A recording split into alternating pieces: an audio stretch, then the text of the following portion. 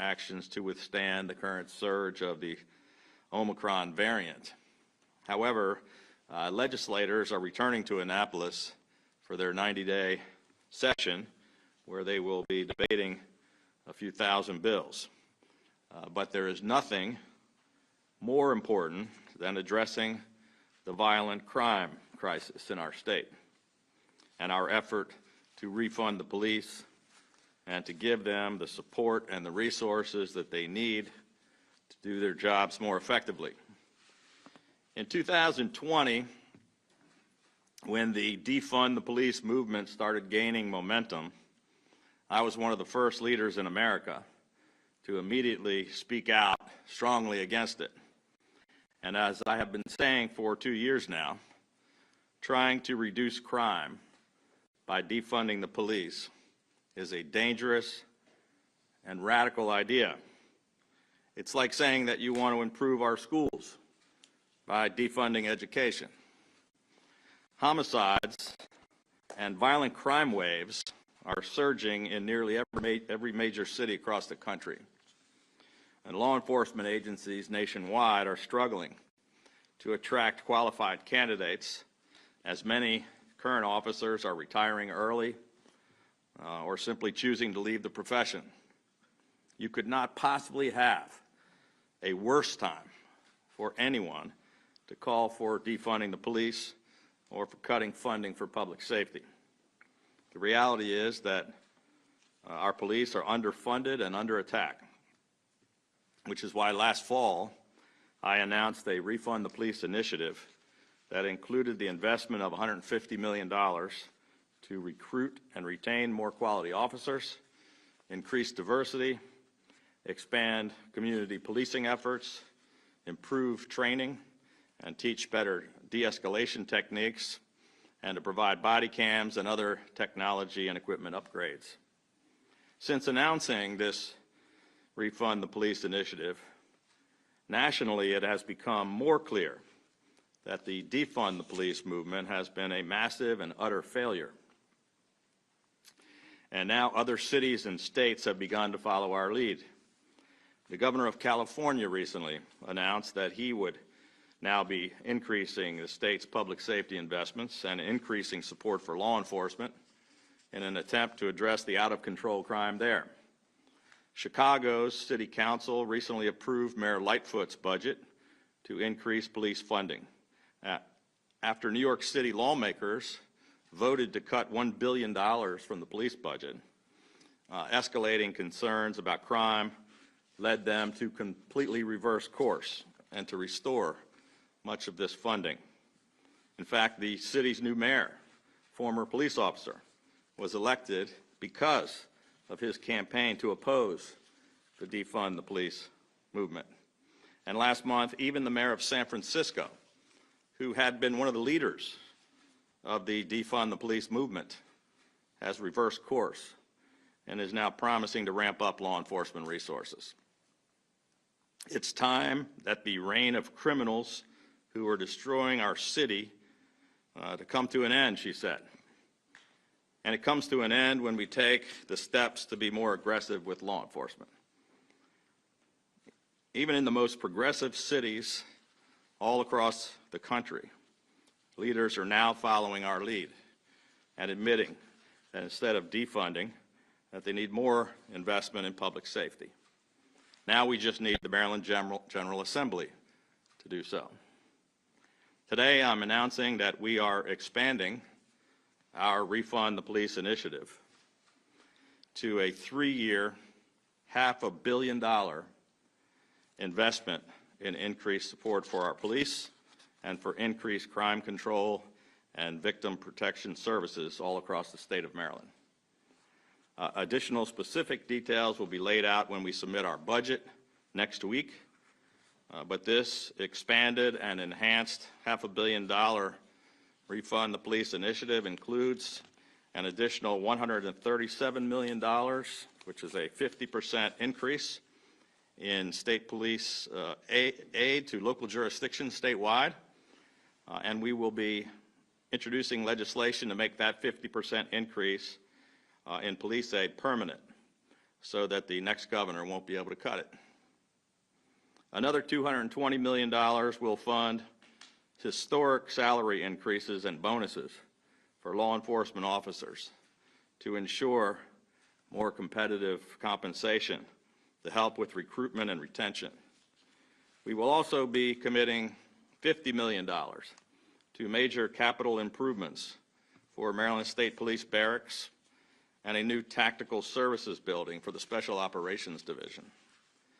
We're providing an additional $30 million in neighborhood safety grants to support hardware upgrades, lighting, cameras, and increased security services for community organizations, business districts, and main streets. A 100% state-funded match for all Crime Stoppers rewards in order to incentivize more witnesses to come forward and offer testimony.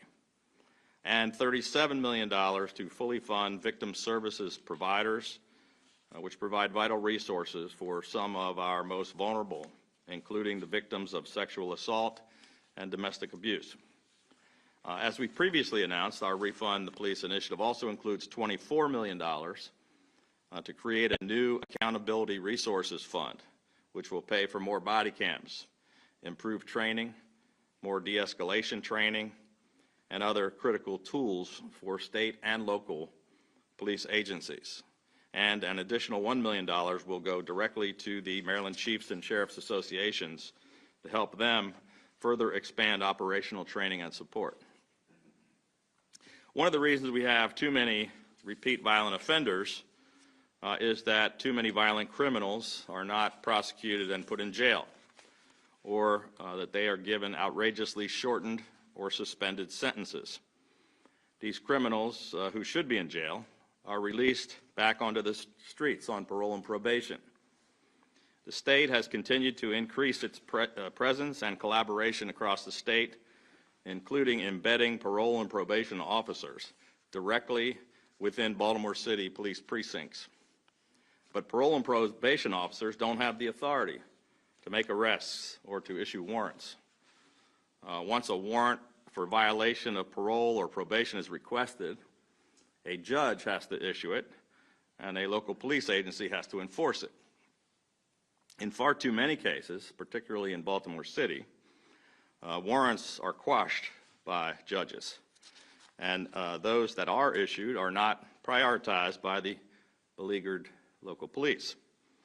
We need transparency on whether judges are issuing requested warrants and aggressive and immediate enforcement of all open warrants.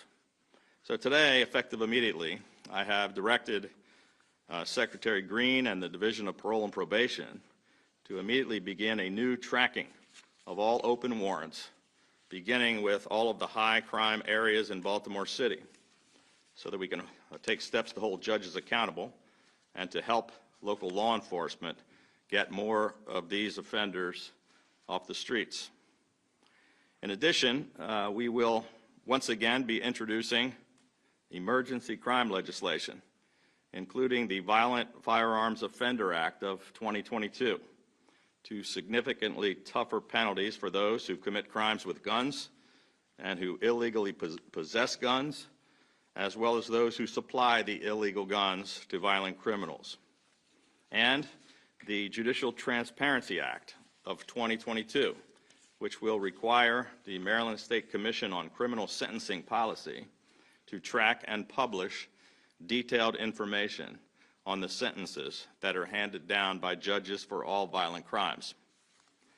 We have repeatedly proposed this legislation, including most recently during last month's special legislative session, when legislators once again ignored the pleas of their constituents and the more than 80% of the people of Baltimore and the rest of the state who strongly support this legislation.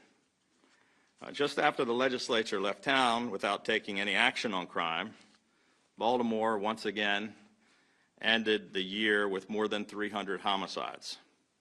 Among the victims were more young teenagers caught in the crossfire of gang violence, and Evelyn Player, who was stabbed to death at her church, and Baltimore City Police Officer Kiana Holly, who we will lay to rest tomorrow,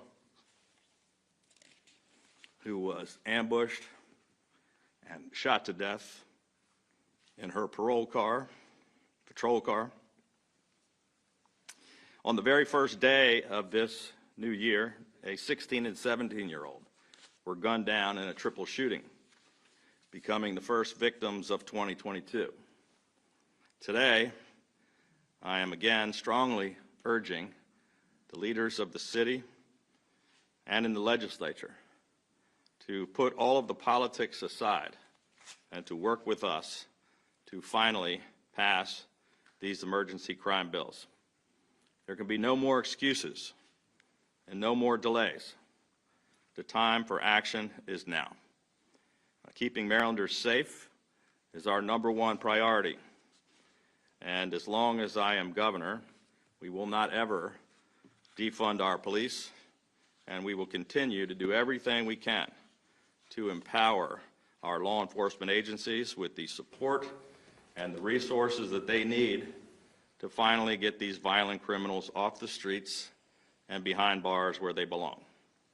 With that, I'd be happy to take some questions.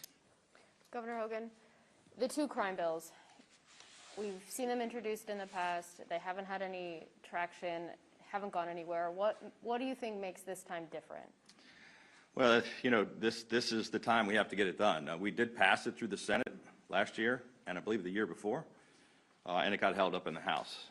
We tried to get it done in the special session, and you know, I think their response was we're only focused on a couple of things here with respect to vetoes and congressional redistricting. We don't want to take it up.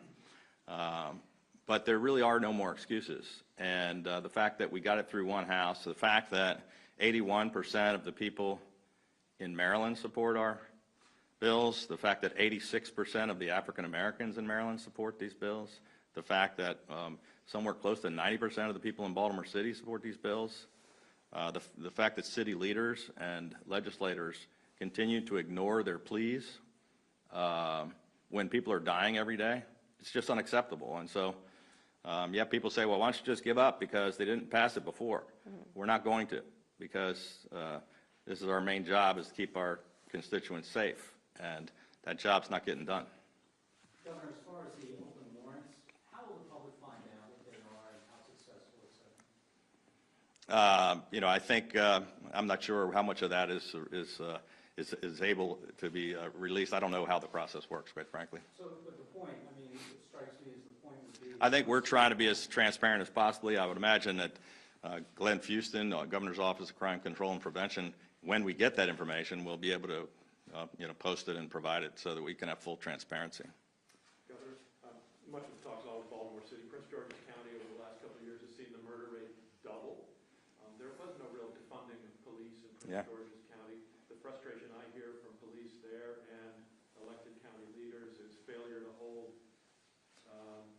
people accountable. Yeah. You can't legislate that, can you? I mean, is that... Well, you can. That's exactly what our legislation is all about, is holding people accountable. And so it's about holding the judges accountable who are giving or not giving the sentences, and it's about having the violent criminals held accountable by giving them, you know, jail sentences and taking them off the streets.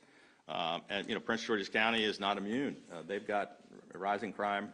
I said it was all across the country in most major cities. I mean, Prince George's County is much larger than Baltimore City, and that's a pretty dense population, and they've got crime issues that they're dealing with rising crime as well. And I think, you know, the police do a great job, but they need all the help they can get, which is why we're providing additional resources to the Prince George's County Police, as well as the Baltimore City Police and all local police and state police across the state. But we really need the legislature to act on these crime bills so that we can hold judges and criminals accountable. But the state's attorney choosing not to move ahead with some. Well, I mean, that's a big issue as well. I mean, if we have prosecutors that won't prosecute crime, it doesn't matter whether, you know, what jurisdiction that's in. It's a serious problem, and that means we've got to elect better prosecutors. You said warrants are quashed by judges. Do you have a percentage on how many warrants are the data that supports that? I don't have the exact data with me today, but we can follow up with you afterwards and get you that data. Governor Hogan, if this legislation doesn't pass during the session again, what other measures are you considering to get crime under control? Well, we're taking every measure we possibly can, but providing more money for the Baltimore City Police, more money for state police, and it's going to help. But we can't really, we can't keep arresting them and the same guys every day when they keep getting let on the streets. That's why this legislation is so important. Will there be more arm twisting this time? Will there be more of a legislative push? I mean, It was a pretty big push the last couple of years. you've done that. We amazingly got it done through our 70% progressive Democratic state Senate. And now, nationally, the mood has changed dramatically on getting tough on crime. As I mentioned, the mayor of San Francisco, the mayor of Chicago, the mayor of New York, it seems everywhere in the country, they're now starting to get tough on crime. And maybe it's time for the House of Delegates here in Maryland to do the same. Governor, have you rescheduled a meeting that you had planned before the holidays with the mayor of Baltimore? I think we're still working to try to do that. I mean, obviously, we're in a state of emergency now, and, I was quarantined for 10 days with COVID. In fact, we had the meeting with the mayor, I think, the first day that I was unable to be there because of COVID, and we're trying to get that back on the schedule. We both are pretty busy, but I definitely want to sit down with him and try to get his support for these tough crime bills. Are you open to a meeting with State's Attorney in Maryland, Hogan, as well? No, we have no meeting with her. I said, are you open to it? No. Governor, we're 2 days before the legislative session starts, huge budget surplus. Can you tell us a bit about some of your proposals, retirees, tax relief, stuff like that? Well, I could tell you a little bit about that, but then that would ruin all the surprise of all the rest of the announcements that we have. And we announce our budget next week, and I'm sure we'll have a press conference to talk about that. I think we may be rolling out a few more things over the next week. But our focus for the whole legislative session, as I mentioned, is going to be on crime, on cutting taxes, and on trying to get some fair maps in the redistricting process. But the budget details will be rolling out next week. We've been able to accomplish a lot of things. You may have seen we reached agreement with every state employee union. So that was a big step in the right direction, not just our police unions, but every other group in the whole state. It took a lot of work, a lot of people to get that done. But, we're going to put money in the rainy day. We're going to be in much better fiscal shape. Looks like we're roughly, blow the whole announcement. Well, we went from a $5.6 billion structural deficit when I got here to like a $2.5 billion surplus. So we'll have some more details about exactly what we're going to spend the money on, but we're in great shape. We have, I think, the fourth best economic recovery in America. Governor Hogan, do you think, since last time with these bills didn't really seem to get a lot of support from the leadership inside Baltimore City specifically, do you think that the city council and the mayor, should they be pressuring or talking and lobbying the city delegation? Absolutely. Thank you for the question. The question is, should the city leaders get involved in helping push these bills? I have sat down with every single mayor, and I think there's been 4 mayors since I've been governor, and every single police commissioner, I think there's 5 or 6, and every single one of them is to elicit their support for these bills. And we're going to continue to do that. I'd like to get the support of the city council. This is really not just a Baltimore City issue. These, as Brad's question, Prince George's County's got some rising crime as well. But it is the place where we have the most murders and the most violent crime. And if we can't get the city leaders to show support, it makes it much more difficult for me to convince the legislators from Baltimore City and from other places that they should vote for it. I'm sorry. I don't know quite how to really form this question, but I mean, I just left a murder scene in Bowie, and there was a fellow that was clearly involved in the drug trade. He had a gun in his hand, his finger on the trigger when they found him. We cover a lot of these crimes, and they seem to be, sort of societal issues that, and I talked to people there, and they say, well, they don't really know what. I talked to a very high-ranking police officer who said, if we were fully funded, if we have a cop on every corner, there's no way we could prevent a lot of these targeted crimes, domestic. Do you really believe that doing this sort of thing can really make a dent in what's going on out in the community when we've seen, a doubling of homicides in Prince George's County in 2 years? There's something there other than just law enforcement. Well, there's no question. There's something going on that's more than just law enforcement, and it's not just happening in Prince George's County or Baltimore City. It's happening all across America. And no, I don't know that the steps that we're taking are going to be able to change that. But not doing anything and not taking every step that we can would be a terrible mistake. So we're going to keep standing up and doing everything we possibly can. Some of it is not going to be under our control. Last question. Governor, going back to getting city officials to support your plan, aside from the mayor who you've met with, have you reached out to the city council president or others No. from the city council? Not yet. Do you plan to? Yeah, probably. I mean, we'll be happy to talk with them. We've talked to all of them in the past about these exact same bills without much success, but we'll certainly try to do it again. Thank you. Thank you.